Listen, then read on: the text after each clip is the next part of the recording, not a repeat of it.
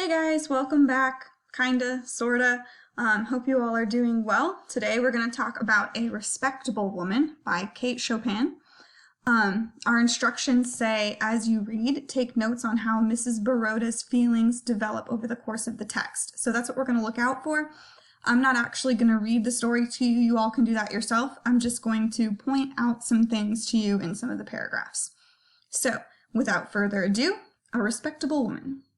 So the first thing I notice in paragraph 1, since I'm looking out for how Mrs. Baroda's feelings develop over the course of the text, the first thing I notice is the very first sentence is an emotion sentence. So Mrs. Baroda was a little provoked. Provoked is like, it means annoyed or frustrated. It's like how you feel when your sibling pokes at you constantly and they won't stop, or they keep saying dumb stuff and you're like, please shut up, and they don't. You feel provoked. Mrs. Baroda was a little provoked to learn that her husband expected his friend, Gouvernail, guys, I don't speak French, I don't know how to say it, so I'm going to call him Mr. G from now on for the rest of this video, because I don't know how to say this man's name. So, Mrs. Baroda was a little provoked or annoyed or frustrated to learn that her husband expected his friend, Mr. G, up to spend a weekend or two on the plantation. Plantation, you can look at the footnote, it basically is just a large farm or estate. So I'm going to highlight this portion, this sentence, right here, and I'm going to highlight it in purple as always. And I'm just going to put my annotation right here on this little part. Mrs. Baroda was a little provoked. There we go. And we're going to say, she starts out annoyed that a guest is coming. It tells us later in the paragraph that they'd been socializing all winter and she was really looking forward to just like chilling out with her husband, just enjoying some time alone, and honestly, I feel that. Same. So we're going to move right along to paragraph 2. So she talks about how she's never met this man before right here. She talks about what he's like, and it says she had formed an image of him in her mind. She pictured him a certain way with a certain attitude, a certain appearance, and she did not like him. So she does not like the image of him that she has in her head. So I'm going to make note of that fact, because remember, we're taking notes on her emotions. So this is part of that. She does not like what she imagines of him. She hasn't actually met him yet. Have you ever done that with somebody? Because I definitely have, where you think you know what they're going to be like, and you're like, ugh, I already don't like you. But she imagines him to be like, let's make that more clear. So we've definitely all done this, or maybe you guys haven't, and you're just better people than I am. That's very possible. So then it talks about what he's actually like. And then we get a surprise, and she rather liked him when he first presented himself. So when she sees what he's actually like, she decides, you know what? Maybe he's not so bad. So we're going to say that she likes, she ends up liking her first impression of him rather than what she imagined. As opposed, we'll say as opposed to what she imagined him to be like. Guys, please don't forget, you should be using these annotation features. They'll help you so much more when you want to go back and answer the questions. So we're going to move on. In paragraph 3, she talks about how she's really not sure why she likes him. I'm not going to make any actual annotations here, but just know that's what's going on in this paragraph. She can't really explain what she likes about him. She finds that she doesn't really see in him what her husband, Gaston, says is going to be there. So we're going to keep scrolling. Paragraph 4 and 5, they are mostly just kind of describing what they're doing while they're at this plantation. They're just kind of chilling, relaxing. Mr. G doesn't really want to do anything. He just wants to sit and relax. That's what we see in paragraph 5. So, in paragraph 6, we find that Mr. G's personality puzzles Mrs. Baroda, but she liked him. So, we're going to highlight this sentence.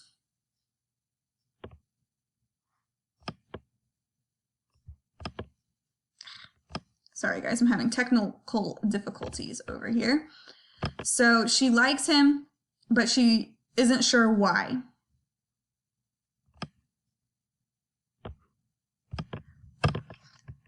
She likes him, but she doesn't know why.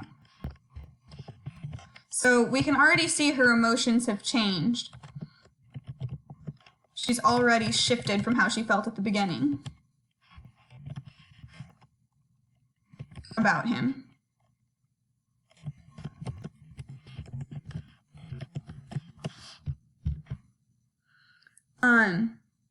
So it goes on, but then we find out that she stops being puzzled and remained piqued. So piqued is another word for is similar to provoked. It means she's just kind of irritated or resentful. So she kind of resents the fact that she doesn't understand him. So we're going to highlight she gave over being puzzled and remained piqued, and we're going to say that when she can't figure out what it is she likes about him, she can't understand his personality, she's annoyed that she can't figure him out. She's annoyed that she can't figure him out. So she decides to figure out a better way to get to know him. So because she's annoyed and resentful, she decides that the best thing for her to do is to leave him alone and not really associate with him. So she leaves her husband and their guest, Mr. G, alone together. Then when she figures out that Mr. G takes no notice, that's what it means by no manner of exception. He just doesn't really notice about it. She decides, okay, fine, then I'm going to be with you all the time. So she imposed her society upon him, meaning that she accompanies him on his walks around the mill. Anywhere he goes, she's going with him, and she's trying to penetrate the reserve in which he had unconsciously enveloped himself. So she's trying to get past his reservedness or shyness. So we're going to scroll on. We're going to move past this dialogue. You can see that she's still kind of annoyed by him. He tires me frightfully. I don't like him. We're going to keep scrolling. She says she would like him better if she could figure him out. Her husband is kind of surprised by this. They talk about it for a little while. She says that she doesn't know what to do because he's unexpected. And he says that he's just really overworked and he needs to rest. And she says that she's going to go out to the city in a little while.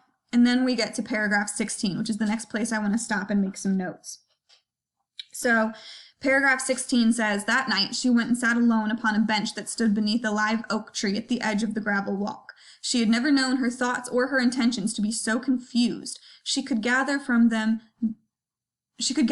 from them, but the feeling of a distinct necessity to quit her home in the morning. So basically, she's really confused about how she feels, probably about Mr. G, and all she can figure out is that she just needs to get out. She needs to get away for a little while. I've definitely felt like that before, where you're kind of like, I don't know how I feel about this, so I'm just gonna leave, because that's the perfect solution. Maybe you guys do that. Maybe you know somebody who does that. I'm sorry, my computer is trying to do things, and I need to not do that. So, Mrs. Baroda is confused about how she feels about, let's see, how do you spell his name? Gouvernail, Mr. G. And she wants to get away. So she's gone from disliking him to being like, oh, you know what? He's actually pretty nice. And now she's like, I don't know how I feel about this guy. So that's paragraph 16. So we're going to move on. She's confused about her emotions towards him. We're going to move on to paragraph 21. So what happens in the rest of the paragraphs? Basically, he comes to find her. It's kind of in the evening time. He brings her a scarf that her husband asked him to bring her.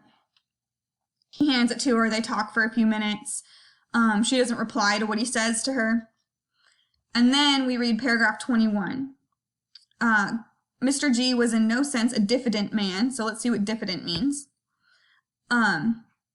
Shy or modest because he's not self-confident. He was in no sense a diffident man, for he was not a self-conscious one. He's not very self-conscious. His periods of reserve were not constitutional, but the result of moods. So, meaning sometimes he just kind of gets in a quiet mood. And doesn't really want to say anything. So, sitting there beside Mrs. Baroda, his silence melted for the time. So, he finally starts talking and interacting with her. In paragraph 22, we read that he talks freely and intimately in a low, hesitating drawl that was not unpleasant to hear. So he has a nice voice to listen to.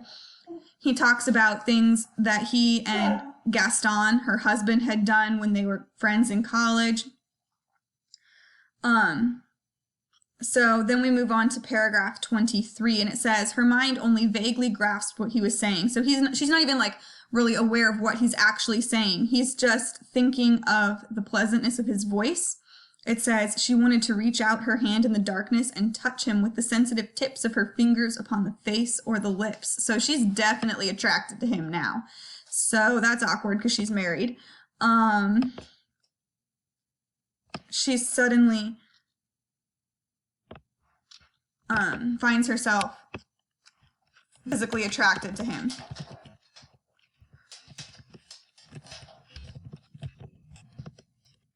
Which is interesting after all the confusion she's felt about him previously, all the shifting emotions.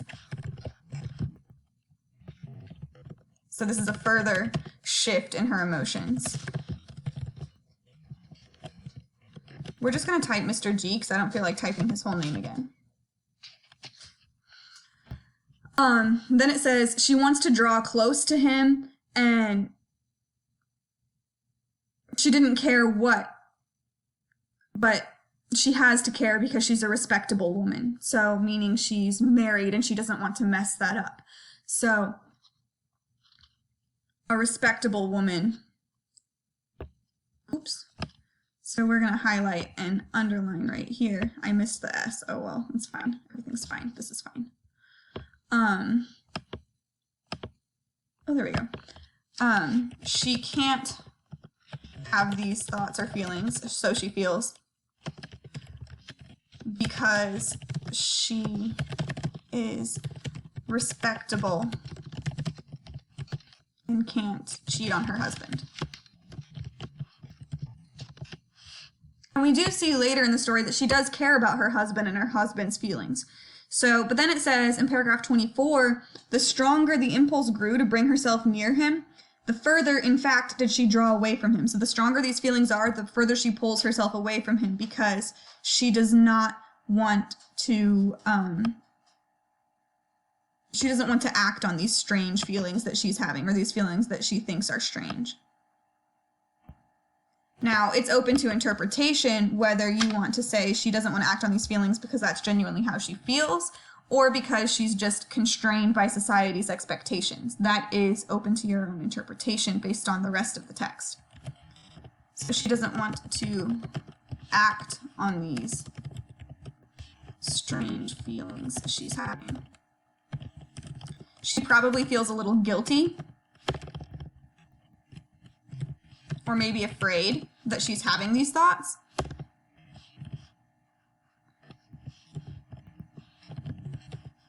And again, that's open to your interpretation, whether that's her as a person or